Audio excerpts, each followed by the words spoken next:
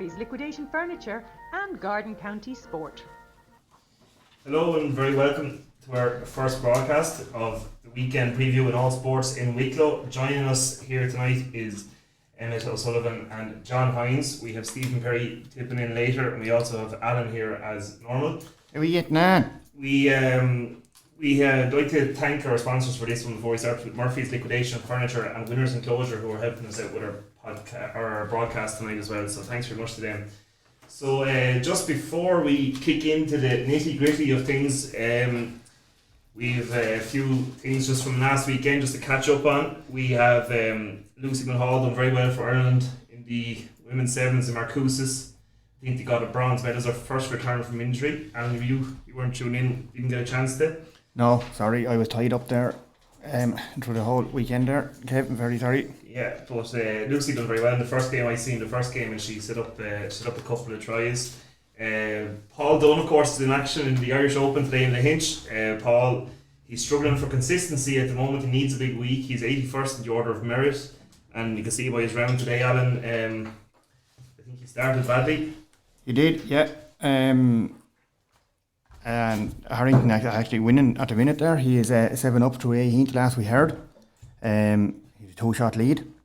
Dunn's finished, yeah. Yeah, Dunn was, the last we heard, he was 4 over to 11, but he got back to 1 over going up to 18th. Yeah, I think you have the last, so again, inconsistency from Paul Dunn, but he's hopefully going to make the cut if he gets a good round tomorrow. Of course, then last week as well, we had the rocket from Bray, Regan Buckley, in the light fly division of the European Games, won a bronze medal. Regan was a pro. He went 2-0 and went back to the amateur ranks and lost to the eventual champion, a former Olympian from Armenia, in Regan's first championship. So well done to Regan, and thanks to everyone up in Bray there for sending in updates of his events. So before we go any further, lads, thanks very much for joining us. We're very grateful for your insight here tonight. We've two stalwarts of the games, Alan. 2 legends, yeah. One with the old steak work, another lad with bad footwork, you could say. Hands of God, sometimes he was said. I have other words for him, but we won't let it out on this. God'll do. So we start with the hurling anyway. There's no hurling fixtures on this weekend. We've won on Tuesday night and Greystones are playing Kiltegan, but up to so far, Emmett is starting to take shape at the top of the table. I see Emmett Bray and Carnew were both on 6 points in the senior hurling championship.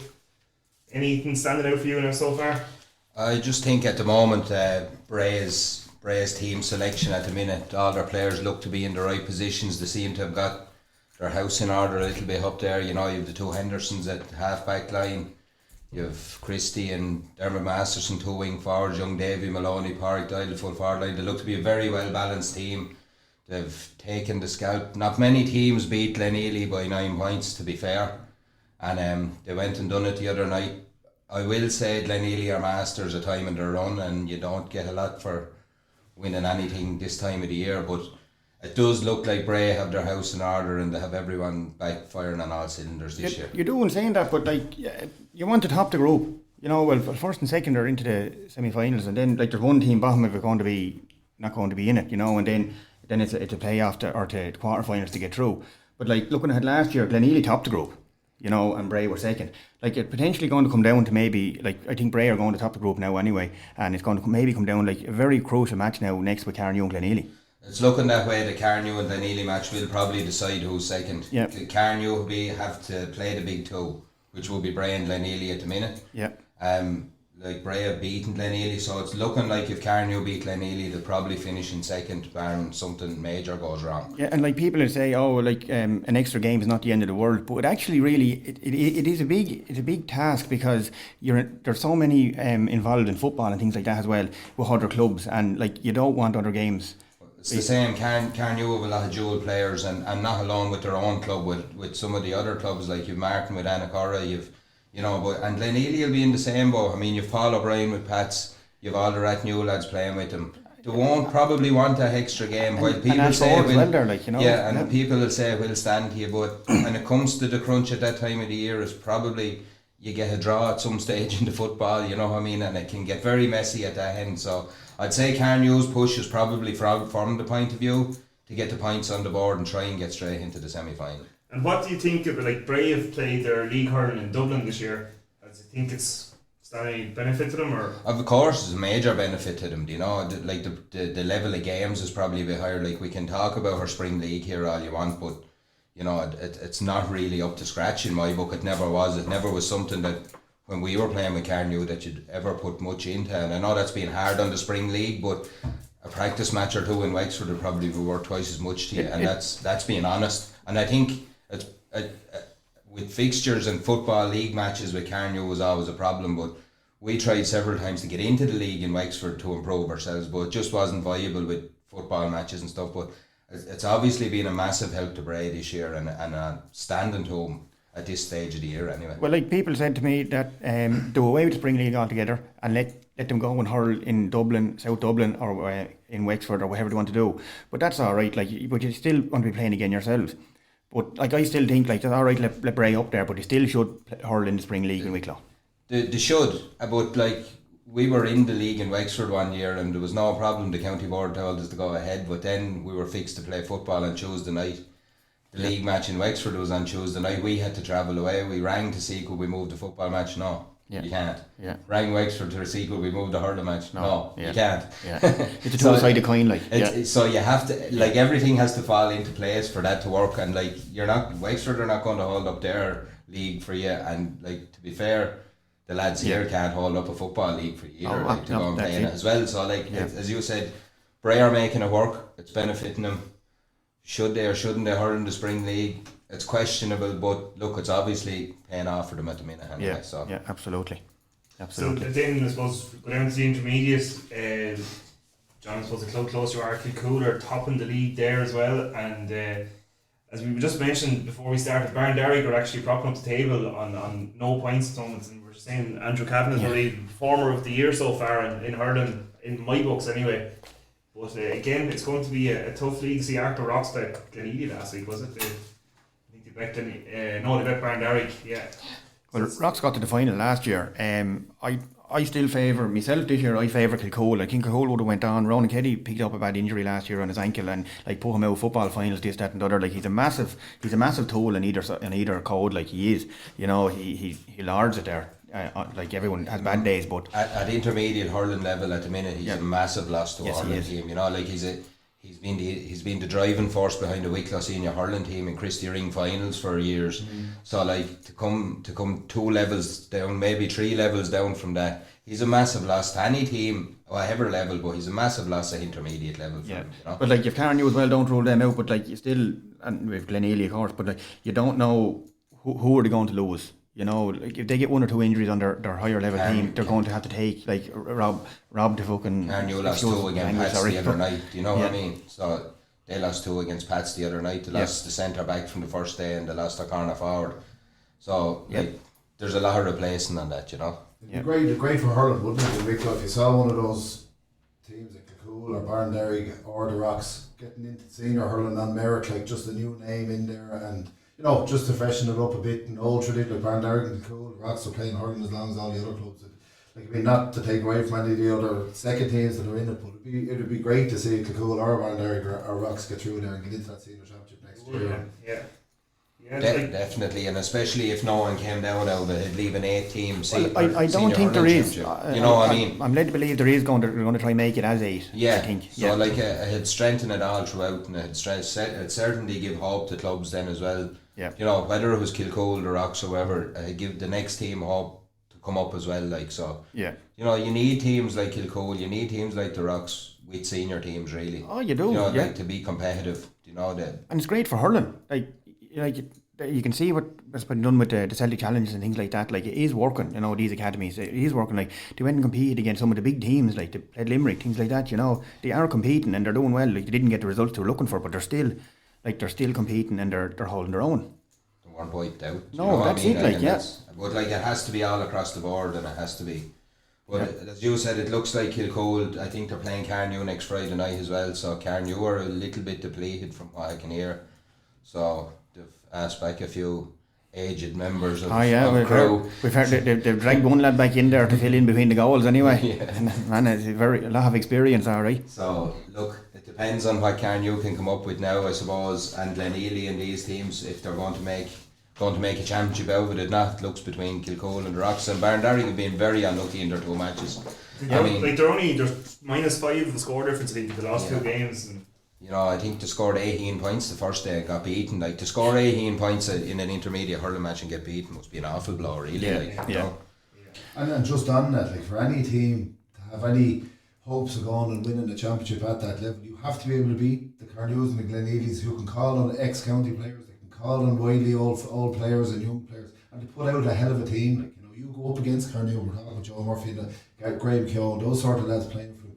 You know, you have to be able to overcome that obstacle with a young team with any ambition. You know, it's the same. It's a bit like playing Rathnew's second team in the junior or intermediate for a few years. Like, you could be playing against a team with maybe 70 medals, 70 championship medals. You know what I mean? Lads that know how to win inside out. Like, and that's what you're playing. It's hard for teams to break sometimes. You know what I mean? But like, all the skinny tracksuits in the world, we can beat them.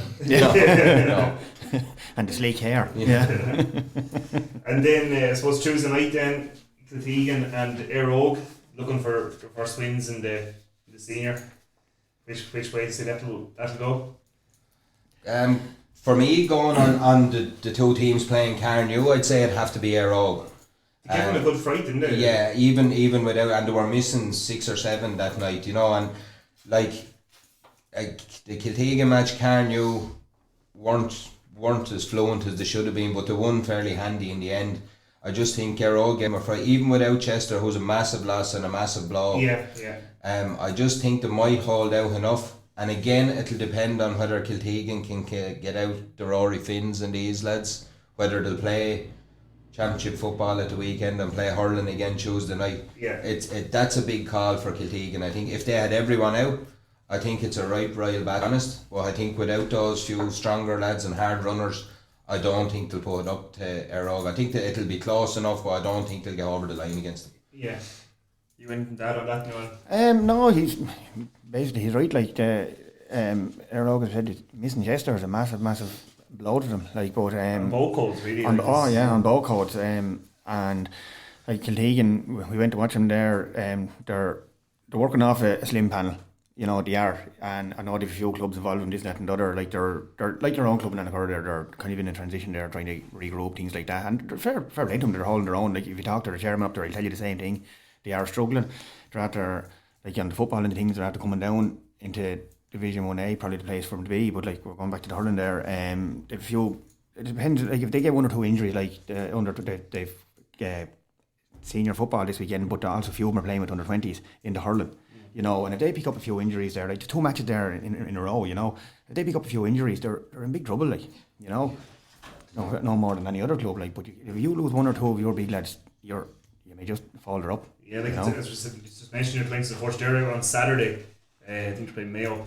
I guess unfortunately it's clashing with the club championships in Wicklow as well. It's just unfortunate the way it's fallen again. And it is unfortunate. There's very, like, people are even out about it. I shouldn't be this, that and other. There's actually the county board hands are tied, because like, you can't run it any other time, because colleges and all get preference with the football and the hurling, because if you're on scholarship, this, that and other, and then you've exams, you know, things like that. There is no other slot for it to be played, you know. Yeah, it is what it is. It is what it is, yeah. That's it, exactly. You're watching Love Island, are you? So, no comment. Yeah. We'll move on, and just in case anyone hasn't seen our post there, we mentioned there we have a free €50 bet from Winners Enclosure at evens on Arklow, St. Pat's 25 each. and Balkangas. So we're going to play an advert. If you're the 4th texter into 087 193 4382, we will give you the prize of a free €50 bet at evens on that. So here's a brief ad.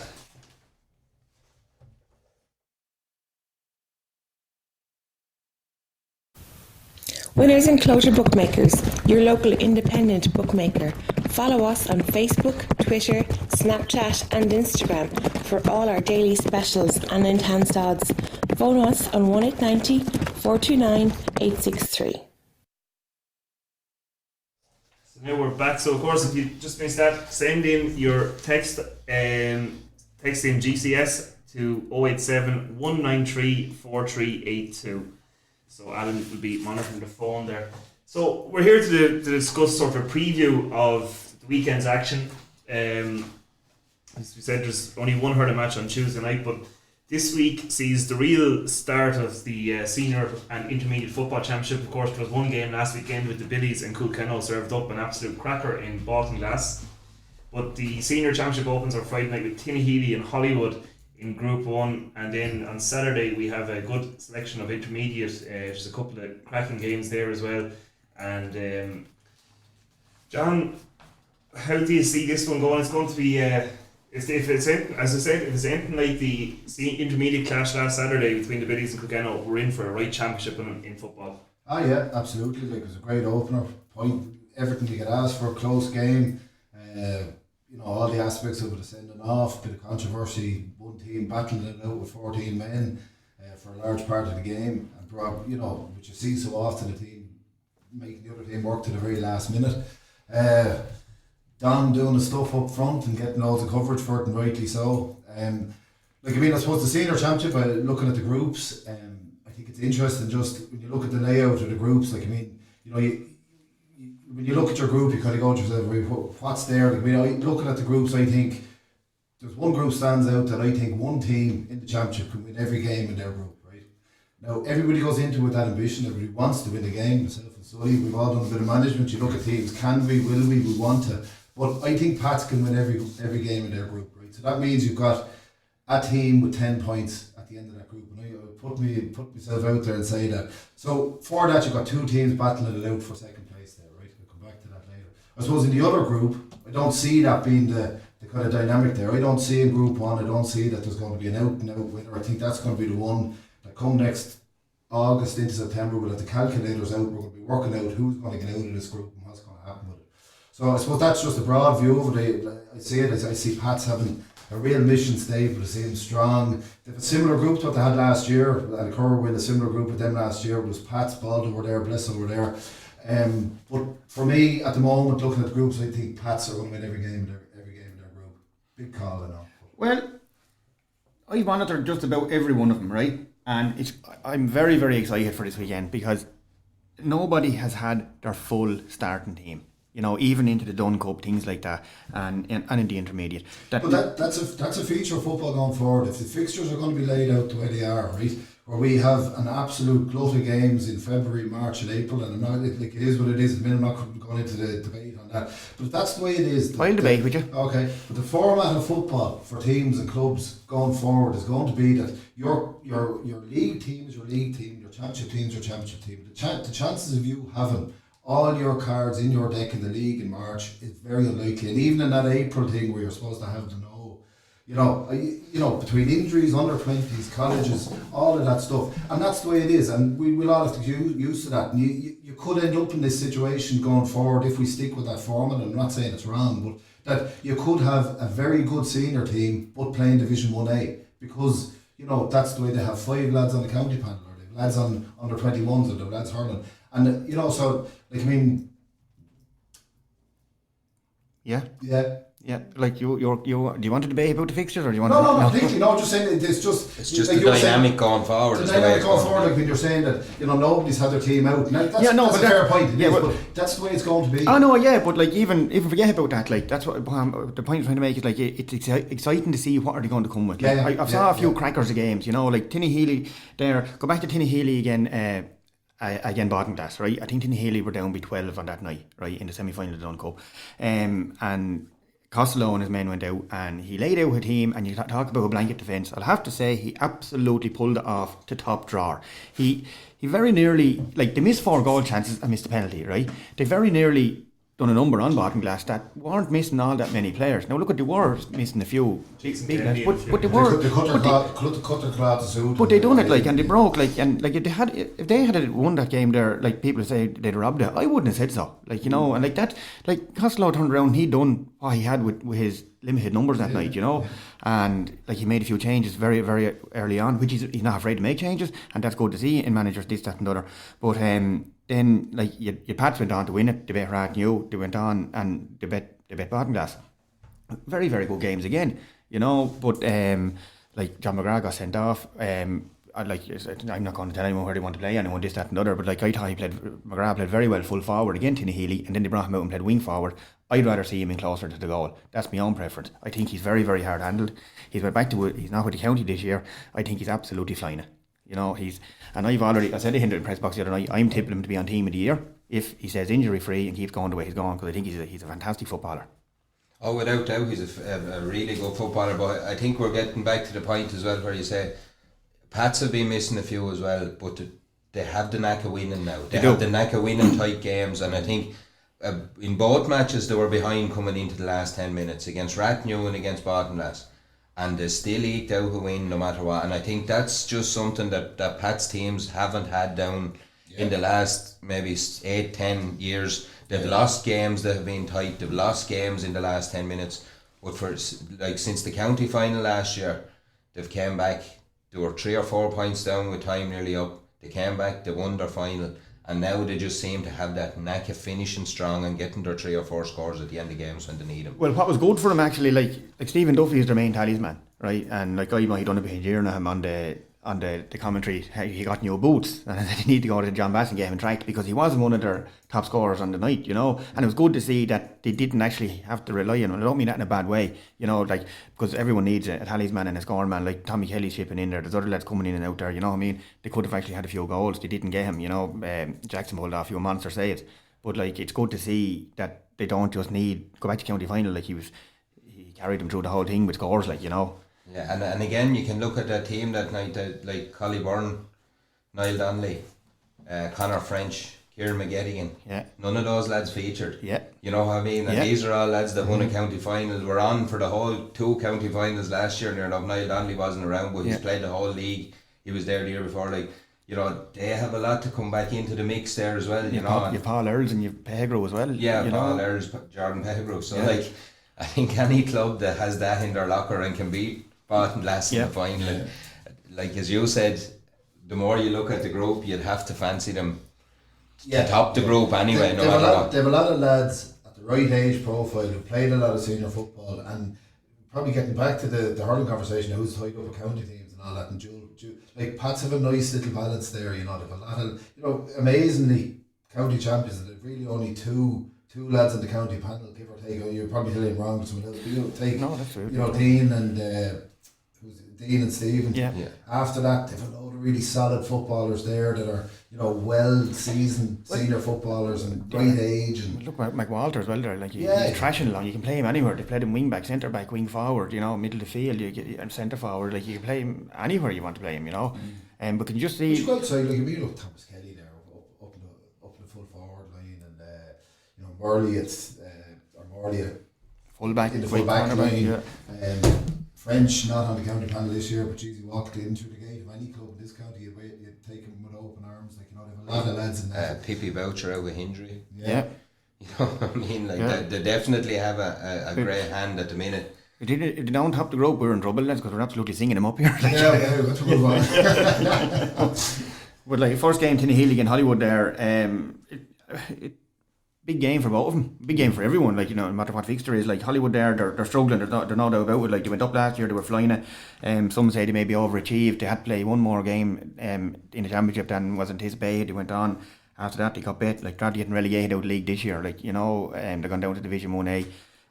Look, we played Hollywood in a challenge. Like, and I had a chat with Kieran Tyrrell up there. Like, I mean, you know, 3 of the full forward line from last year was gone. And like that's, you know, and with that, you look at Burke, Hannon, like Pete. That's gone to Australia, I can't think of his name. But like, I mean, you know, that's you know, for a team like Hollywood, like overachieved, okay, debatable, but had a great run at it last year. You know, deserved it. Won the intermediate, came up, flew through the championship, surprised everybody. You know, on the crest of a wave. Then you just get, you know, filleted like that. 3 lads of that calibre gone off your team, and it's, you know, it's a huge ask for them. Oh, it is. It's a massive ask. It's a massive ask. And on the flip side, I think you were talking about how Tinahely set up against Bottomglass. I can see that happening tomorrow evening. I think this is a massive match in Tinahely's development, because a lot of these lads haven't played in the Whitehea Senior Championship, and even missing those lads, Hollywood are going to have seasoned footballers out there. They're going to have lads that know how to play championship football. They're going to know how to give it, how to take it, how to hit on the counter, and if Tinahely are not in the right frame of mind and not ready for this, it could backfire on them. It could really backfire on them, Well, Tinahely absolutely blitzed the whole thing last year, you could say, right? They had nearly every team bet after 40 minutes, and they could just go into cruise control, and they could make 2 or 3 changes at one time, which is great. And you always said that to me, John. You make 2 or 3 changes at one time. You're throwing the manager saying, what the hell is going on here? What do I do? Like a rabbit in headlights for a few minutes. But this year, then, the only test they really got in the championship last year, you could say was Carnew. Or Kilmac. Well, up into the 2 goals. Well, up into 2 goals. Kilmac I think Kilmac. Yeah, but Carnew done what they do best. They dragged them into a dogfight. They knew they hadn't pound for pound proper, maybe as good a footballers around it, but they pound for pound for physically dominating you absolutely all day long. I think if that game had went on for another 5 minutes, Carnew possibly could have beat him. Tinahely might disagree with me. Maybe I'll be shot walking down the street here this evening, but that's all be it. But as you were saying, this is a big test. This is not intermediate football. This is a big boys club now. I think, speaking as a Carnew man as well, I think that's what makes me think tomorrow night is massive for Tinahely, because I don't think, this is a Carnew man talking, that Carnew team would stand up at senior football at the minute. I think to be in serious trouble if they went senior at the minute. I just don't think to be strong enough with their hurling commitments and everything else. I don't think to be strong enough to hold their place there. And it just makes me think that how good are Tinahely if they were held like that in the Whitehea battle. And that's what makes them. Now tomorrow evening, I could be eating my words, they could take Hollywood apart, because they're that sort of a team as well. Tinahely they have all the makings of one of the best attacking teams in the county.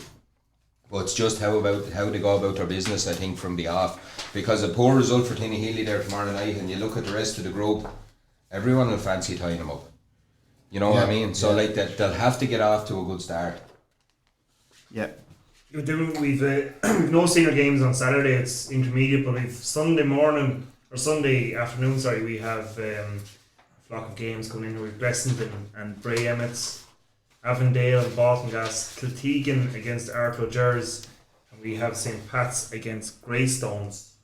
We'll just go to Kiltegan Gers there for a minute. Yeah, as I said, Kiltegan are struggling, but I still they got a few other mainframe players back near the end of the league. They bet the Gerlines in Kiltegan.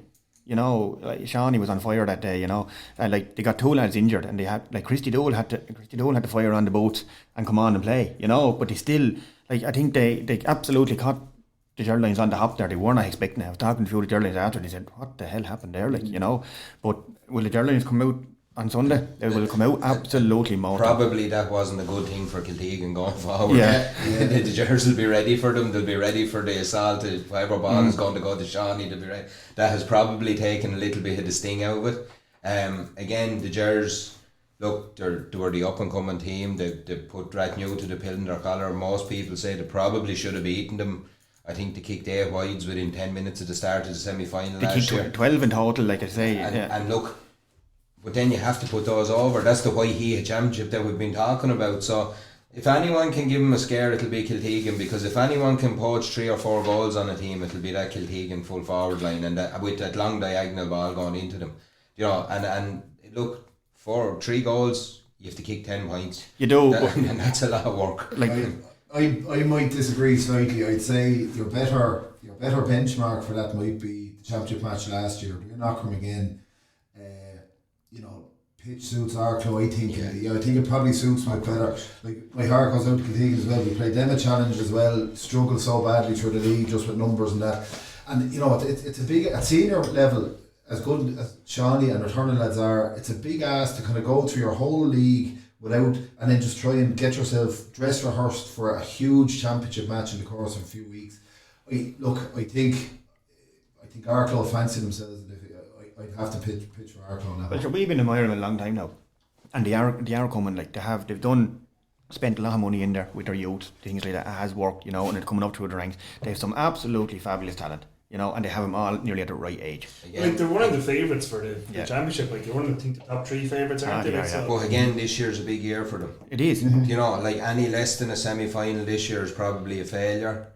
You well, know, even like, getting to a semi-final again is probably they haven't stepped forward. No. You know, for this team to step forward, they're going to have to at least get to a final by the looks of to it. go a step closer. To go a step Absolutely. closer. So Yeah. like They that. went to replay last year, Rathnew in the semi-final, was it? Or No, No, Rathnew Rathnew beat them. Rathnew beat them. They beat Kiltegan into semi. they got into close. They quarterfinals. got close to beating Rathnew in the semi. Yeah. Yeah, point or so. Yeah. And like as you say, you're dead right. Like if they don't go a step closer on the rung of the ladder, it's all for nothing. Like that's our speak and all right. Like you know, but like they have a few Look, fabulous they're real contenders. footballers. Everybody goes into it thinking they want to win it. Everybody says we'll go for this. We want to. Arklow have a genuine chance. If they're sitting there down below and they have mission statement win the championship, that's a realistic one. You know, there's only 3-4 in the list here that can have that as a realistic chance. Oh, there is. Yeah. You know, in my opinion, and Arklow one of them. Yeah, like then we go to Blessing and Bray. Like Preston got to the final 2 years ago. Yeah, Hasn't gone their way since really. it hasn't, but they're kind of a team there now sitting in the long grass, right? They haven't done overly great in the league, but they haven't done overly bad. You know, they've got a few good results. They're scoring high. Murray will have them absolutely flying. There's no doubt about it. Like line them out on the field, they're one of the biggest teams in the county. They're massive size. Like, but people say they don't turn up on the day.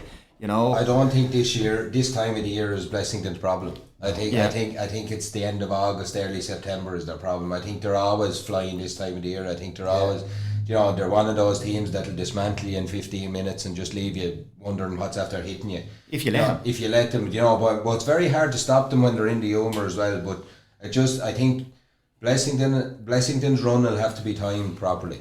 I think that's where from they have to look and say we're going to be in this semi-final, a quarter-final semi, and we have to time our run from there. Yeah. You know, like it's very hard. There's only like if you look at Pats, Baltinglass, and Rathnew, can probably go into this weekend saying we're a little undercooked. Yeah. We can leave a bit of work to do in the next month or 6 weeks. Nearly every other team there has to try and win this weekend, or if not, they're in trouble. Yeah. You know what I mean? Like they're not- lucky they're not enough in the way. psychologically advanced enough. Like, I mean, you know, younger teams, us, Danica, you want to win your first game. Just get that. You know, it's only 2 points. 2 points now, 2 points in 2 months' time, or the same 2 points. But your psychology for teams like that is, I need my first game. The likes of your Pats or your Rathnew, you know, they can maybe cope with that and kind of go, look, been here before. We've done that dance, you know. Yeah, but like I say, that's it. And if you lose your first game, then you go in and you lose your second game. Next minute you're saying, hold on here, boys. We lose the next one. She's safe home, God bless job. You know? Yeah, and that's it. And that's how it snowballs so quick on some teams. But whereas even let something ungodly happen to Pats or Rathnew in the first match here, they'll turn around, they'll regroup, and they'll sail through. You know what I mean? It'll be the kick that they needed, or they'll tell you at the end of the year, sure, that's you know, that set us up. Yeah. So, you know, that's how it works. But I'd agree with Sully just on the Bless O'Brien match. I'd agree with Sully just in that, you know, Blessington have all the artillery, need to time it right, and probably have a bit too much for Bray this weekend. You know, on all known form, you would imagine they'll have a little bit much. Again, Bray could have a few lads back that have been missing during the league. As you said, it's hard to tie those lads in. And the only thing is, I think it's very strange that the two of them are being brought to Arklow to play. I know there's a lot of matches in Auckland over the weekend. Very seldom you'd see Blessington and Bray down in Arklow. It's very strange. Now, who that'll suit? Two of the most northern teams in the county being brought to the furthest corner of the county. Well, the reason is for that is every team wants to play in Auckland, right? And like there's a limit on pitches, this, that, and the other. And we sat down around the table. I'm on the CCC as well, and we said that as many senior championship games in Auckland we're going to play in, and they were offered the choice, and that's where they said that they're happy. I just thought it was, you know, like as you said, like sure, Auckland, what is there, 6 matches this weekend in Auckland? Yeah. You know, if it downpour came. Yeah, like that one. It's not in Arklow now. The Bray Western one. That's moved to Auckland now. Oh, that's moved to Auckland. Yeah. There's 2 minutes wasted, isn't it? Yeah. Then we were talking about nothing. I just wanted to let you on there because I wanted to dangle the carrot there, and then the wheel is back in. But so Then the other fixtures, Avondale and Baltinglass, and we've Pats and Ayr Oak. They're the other 2 fixtures. Then the senior champs, they're all in Auckland there. Once again we talked about Pats there anyway. I think Pats are going to be. Again, you've Ayr Oak without Chester. They've had a tough week up in Ayr Oak there. You know, with the loss of Anto Brown's brother as well, and you know, all those, like, they're not excuse or whatever, but like They're things that are going to play in people's minds. Yeah, and look at Airog are going through a little bit of a transition at the minute, I think myself as well anyway. Yeah. Well, I rightly, like, that's alright to say that. I don't think they should be, now, to tell you the truth, because the numbers they have up there, they won the minor last year, they won the 20s, and I don't think personally, looking at them this year, has benefited them one bit now, because any of the games they've been at, I think they were all winnable or losable by either side. Like, they didn't dominate any game that I saw. Now, that's my personal opinion on it.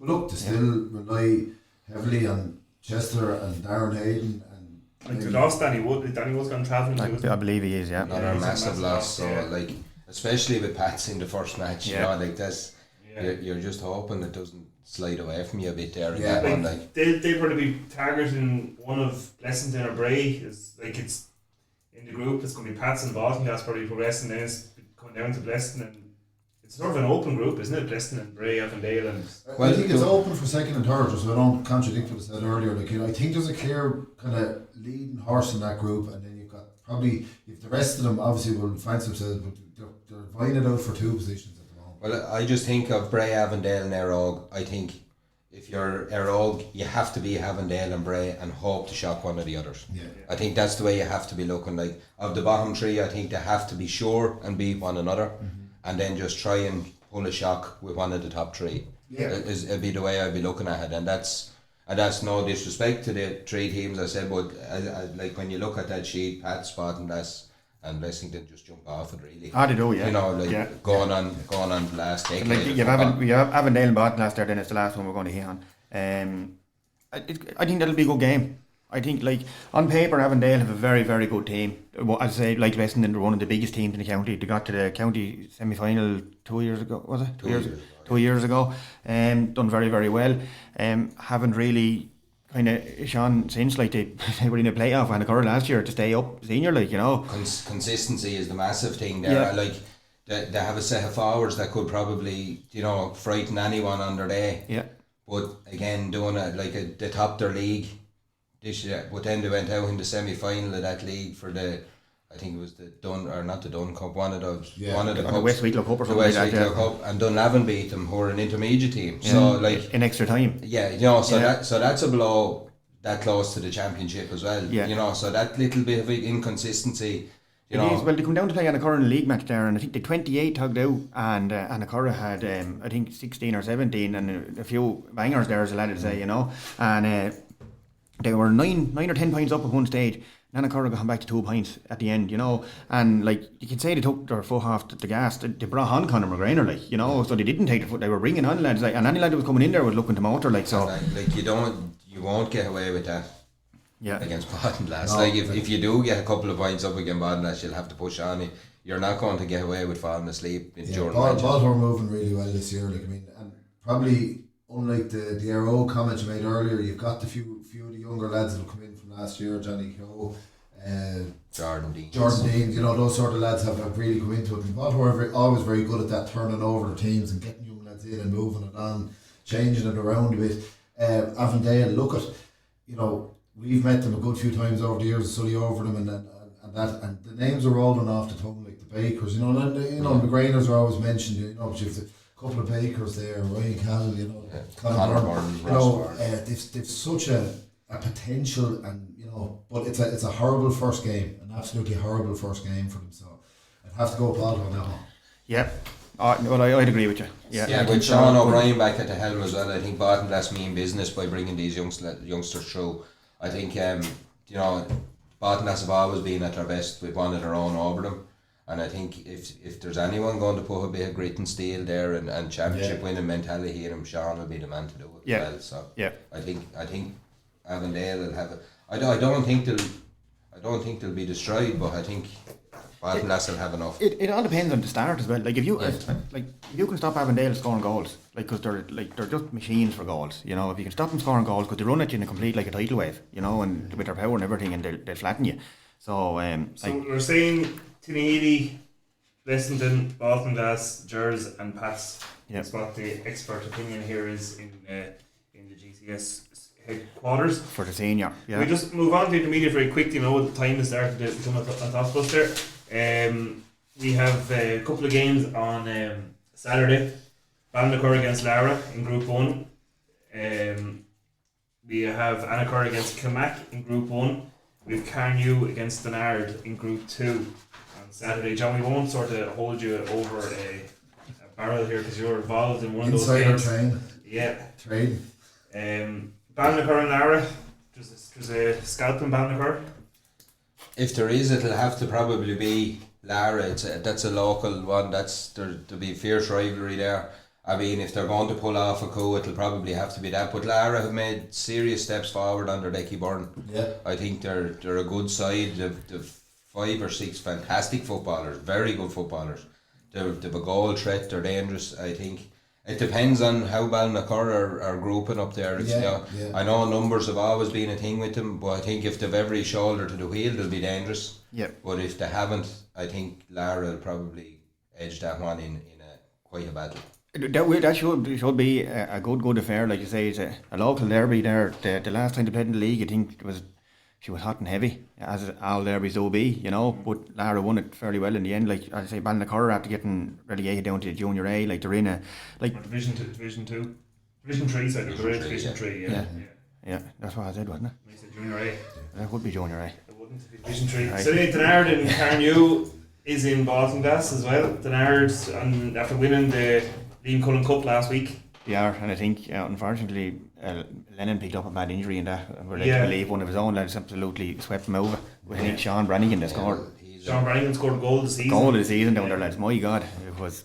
Well, like Brian Lennon's a massive loss there for Denard, but as anyone from down this end of the county knows, going to Baltinglass is probably a graveyard for teams for this end of the. Yeah. It's very hard to beat a West team in Baltinglass, Like Carnew will have to be major on their game there. I know there's word Brendan McRae is back down to be a trend since last year. And Killian Gilligan as well, like 2 lads that hadn't got last year. Like them are 2 serious names to bring into a panel. If ever a team needed 2 forwards, I think Carnew need those 2 and they need them firing as well. So it'll be an interesting one. I think it'll be a real battle, and I don't think there'll be a lot in it. I think both teams will play tight.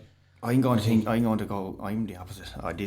I'm pipping Carnew. They're my team to win the championship, and I don't hope I don't get shot in the corner for saying that now, but I think they're going to win maybe 5 or 6 points there now at the weekend. Carnew moving really well in football. We played them twice this year, and they probably beat us fairly convincingly the first time, and they stayed well ahead of us in the second game. It was a closer game, but they have a nice look about them. They're swift little team, have a couple of scoring forwards, and if they add the 2 boys into it, they're going to be a real threat to anybody.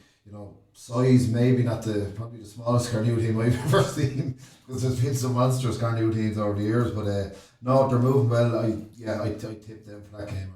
Yeah. The third game of the day, we go to you, Emmett, with this Annacurra and Kilmac in Auckland. Look, both teams, I think Annacurra numbers haven't been that high during the year, but they're coming back from senior, and I said, the last 2 years the team that has came down have went back up. I think the wealth of knowledge, it's only a year, it's only 18 months, 20 months ago they drew with Rathnew. 6 weeks later we were all talking about Rathnew beating Vincent's. I know 20 months can change a lot of things, but it says a lot about a team that can hold Rathnew to a draw, they can keep their own with any of those teams. I think Kilmac are very dangerous. I think again, they're a goal threat. I think they have a couple of very, very good inside forwards who are very dangerous. If they take them, they seem to make a lot of chances and don't always take them. Can be their Achilles heel a little bit. But what I will say, I just think that the hardened championship edge in Annacurra could just see them over the line a little bit there. And that. Well, as you're saying, the Achilles heel, the last 5 times Annacurra and Kilmac, they're just teams that can't. They're like a bogey team now at the minute, right? And the last 4 or 5 times they've met, I think it's 4-1 to Kilmac. I think that's, correct me if I'm wrong. Great time to change it though. Would be a great time to change it, alright, yeah. But you're right, like that. They have Hugh Callahan's there, they have like Niall Meldon's a serious baller, Cohen with the phone, they have I think it's going to be a ding dong battle now. Yeah, I think it'll be very close, but I just think if it comes to knowing how to get out, I think Annacurra will get out. But as I say, they're inseparable. Like the 2 of them are after coming down in the league as well, and like they're tit for tat, the whole time there. So Yeah, but we'll move on from that one anyway. With Yes. time's getting away. And Yes, Stratford and Kilcool. John, we go to you on this one. Stratford. That's Kilcool. Yeah. Yeah. Same Pascal. You don't know your own spot, lad. Jesus, yeah, sorry. Or one of them. Yeah, look at, I suppose the Cool have been flying the last couple of years and played Stratford in the league a couple of weeks back.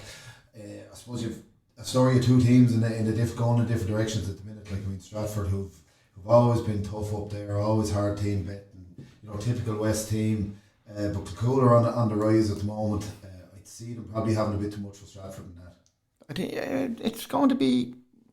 Stratford are a bit unpredictable, I think. They're very unpredictable. No, they're very, very unpredictable.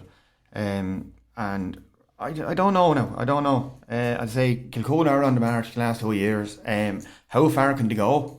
Like, they're going up into Division 1A in the league now, which is very, very. It's a massive step for them. Fair play to them. If you look at the last couple of teams that won the junior race, I suppose main one being Lara last year. They got to the semi-finals. They got to the semi-final, yeah, and I think that's as far as they were. That was their level. Are they going to do as well this year? I don't think so. I think they come up on the bounce. They come, like, you know what I mean. It was like on a honeymoon period there. They come up and they were flying it, and they got a few wins under the belt, and that's, you could see them when they got to the semi-final. That was as far as they were going to go.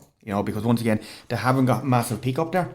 No disrespect to them. You know what I mean. That's it. If you lose one or two injuries, they're gone as well. And you just can't afford it. But I think. With Kilcool, I think the same thing. Will they get out of the group this year? I think third place is probably the best they can hope for. I think they'll knock on the door, yeah. They'll have a pitch at third place. Yeah. So that's all the mini games actually. That's it, yeah. Yeah. So and look, we're going to say goodbye to John. John, thanks very much. He has to get back to training. There's a big match there Saturday. Take her easy, John. That's about the size of on the football end of things. We'll thank Emmett as well. We'll catch up with you over the weekend, Emmett. Thank you very much. Thank you. Yeah, thanks very much. We have our next lad up on the chopping block here now. We'll just take a little ad break there. Yeah, you join us in a couple of seconds. Just bear with us now for 1 second. Murphy's Liquidation Furniture and Garden County Sport.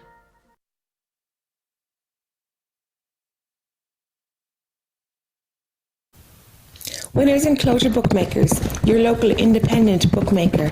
Follow us on Facebook, Twitter, Snapchat and Instagram for all our daily specials and enhanced odds. Phone us on 1890 429 863. So just before we kick in now with our final guests, we just want to just quick run through the soccer.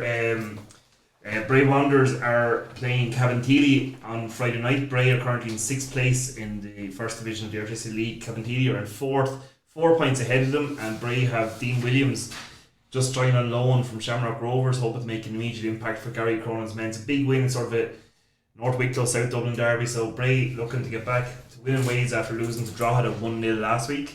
On the local scene, Liam Scales from Arklow joins Bristol Rovers after rejecting an offer from Man City. Scales was with UCD and went out on trial to Man City, and he was offered a contract with the 23s, but he's gone to Bristol Rovers. Aaron Bulger from Bray has got a permanent transfer from Shamrock Rovers to Cardiff City. He was on loan over there with the under 23s in Cardiff and impressed as well. He I think he left. He was under a bit of pressure for place in Shamrock Rovers, went over to Cardiff and has earned himself a full-time contract, so well done to him. And finally, Aaron Barry from Arklow had his loan extended with Bowes from Cork City. And just on another note, Wicklow had 2 players voted into the Sunderland fans group top 50 ever players for the club, and one of them was Paul McShane, Alan, and the other was Clive Clark. Paul McShane at number 45, Clive Clark at number 47. And before we go any further, we just want to announce the winner of the voucher from Winners Enclosure, the €50 free bet, and that went to Ed Ford. So congratulations, Ed. There's a bet for you in Winners Enclosure. We'll be in touch with you after the show just to discuss that a little bit further. So joining us now, Stephen, you're very welcome. Good evening, gentlemen. Thanks for coming in, Stephen. I contacted Stephen today. He is the co-founder, I think, of the Tinahely Tri-Club. Is that the right title? One of them, yeah. Yeah, and I think it's absolutely blossomed. How long is it going? 9, 10 year next year. Yeah, and you have many members? I think there's nearly 60. That's very good going. That's very good going. But the thing I contacted you and asked you to come in here today, first of all, to talk about was, I think one of your own has gone over to Romania. Is that right? The Middle Distance European Triathlon Championships. Darren Mooney from Ockram's gone over. Yeah. He would have joined the club with us about, I'd say, 4 years ago, so he's relatively new to triathlon. He comes from a amateur boxing background. Well, see, he would have the fitness level like we used to. Yeah, he'd have the fitness level, and he got into triathlon, got into the pool. He could swim, but not at a high level. But just we do coach swim sessions in Arkla pool 2 nights a week. So break it down for a lad that you want to do a bog snorkeling and things like that there, like in a puddle and things like what would he have to do to get ready for that now, or what does it consist of? Well, Darren is just after coming off a 3-hour marathon in February there, so he was training quite hard during the winter for that. So his running is in a good place. He was probably doing, I'd say, about 8, maybe 7, 8, 9 hours of training for that alone. So he's probably, I would imagine he's doing about maybe 12, 14 hours a week. Between swimming, cycling and running. 2 hours a day, it's a lot of going like. That's what he drives to work. You know, big time commitment. You have to have the family, the wife or whoever the partner was right behind you and all, you know. So like, and you're just competing these for personal achievements, or I suppose. Well, like he's representing the club and his country now, you know. So like the way the age group set up is you go from 16 to 18 to, I think it's 21, 25, and then every 5 year your age group goes up from that. So the qualifying race would have been last year, the one he would have qualified in. I was down with him myself in actually racing, was the Middle Distance Championships in Kenmare. It was the Lost Sheep Triathlon. Yeah. Middle Distance Irish Championships. So where you're placed in your age group, if you're first, second, third, the top 3 or 4 would be picked and gave the option of going to represent a country at the Europeans, you know. Yeah. It's a European governing body, Triathlon Ireland are a part of that. So it's a great honour, I suppose, too, to represent your country, to represent the club, family, whatever. And we're all looking forward to seeing how he does in it. And like, what would have pushed yourself at the start to go into the likes of this? 4 days recovery time from a football match. Yeah. Yeah. You'd just be bruised and sore after a game of football, and once you hit 30 you're over it. Yeah. I admire these lads that can play till they're 40. Yeah. But basically, just a fitness thing, not to sit on the couch, get out, do a bit. But do you reckon it's a bug, isn't it? Like once they get you, like I suppose it is a bug. Any long distance endurance sport you have to be a bit mad or prone to addiction to go to it. And be fond of your own company. Yeah, exactly. But that's one of the reasons the club was set up. You know, stop lads going around the country on their own, running for hours and cycling for hours. But you would. I suppose you just do it to get, like, you know, like a lot of our members would have come from we've 3 lads that was on high rugby background. We've got swimmers that were just at a competitive level and national level of swimming. We've got Darren that was at boxing. And like Barry told that to join there as well. European kickboxer, yeah. You know, he's after joining, he's after doing his first few triathlons there this year, and he's flying it. So there's like a wide range of people from Carnew, Gorey, taking in Kyle Nairn, Ockram, Arklow, all the way up as far as Bottendas, Rathvilly. So it's a big chunk of the west of the county, and even into Carlow and North Wexford, you know. That's like would you find it hard now yourself? Like you're doing that, you're keeping yourself right. Then you're in your, like, you have your own business in the lorry there. You're in the lorry all day long. I know you're getting in and out of houses, this, that, and other. But like, would you find it in the evenings or in the mornings? Like, you found, like, would you be stiffening up, or like just like how do you prepare for things like that? Healthy eating. Yeah, well, you see, with the swimming, you see, you're going to be in water, so I suppose it's weightless movement. You're swimming through the water. It's great exercise to get the muscles freed up again. Yeah. The bike, there's no wear and tear on the body itself. It's pure muscular as well. Albeit it can be tiring after 4 or 5 hours. The running is the only thing. That 4 or 5 minutes, I'd be faked. The run is the only thing you have to build up a bit of stamina at, and that's like through long, slow runs and that kind of thing. And do a lot of them on the railway or on trail, you know, off the road. Has to be hard on the knees. Yeah, but that's what we do it on trail off the road. Yeah, you know, running on tarmac and concrete, not ideal. Getting tips here, so I'm doing Dublin and October now, the marathons. So. Yeah, we've about, I think there's about 16 or 17 of our members trained up for doing it myself. Yeah. Dublin City Marathon, the 40th anniversary this year, isn't it? Yeah. It's going to be a big one. But yeah, starting the training plans for the marathon will be starting now this week. So you have to get the miles up from that. But yeah, the swimming, I suppose, takes the injury aspect out of it. You have to do a bit of foam rolling, stretching, Pilates, yoga, very good for it. Like be a big advocate of Pilates. For stretch flexibility is key to it. To injury prevention.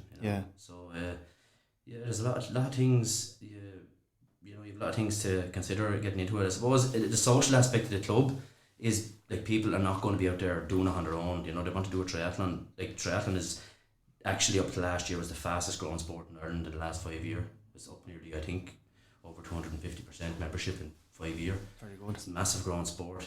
You find that a lot of the races are selling out now within hours of going on sale. So there's a big demand. And you can see it is growing. There's more and more getting into it. But look, we'll probably leave you off there now, and maybe we'll try keep an eye on your man across the water there, and we might be able to get him in to see how he does and have a chat with him when he goes back. But look, thanks very much for coming in there, Stephen. And once again, we'll get you in again there whenever you accomplish another few great feats there. All right.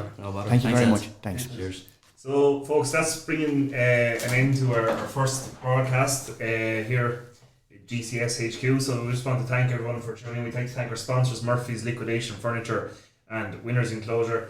So, we'll be back to you next week. We might do a roundup of last week's games. We might have a preview for next week. And just to remind, the winner of the competition here was Ed Ford, who won the bet with Winners Enclosure.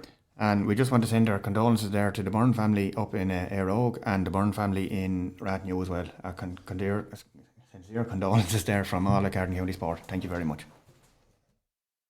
Murphy's Liquidation Furniture and Garden County Sport.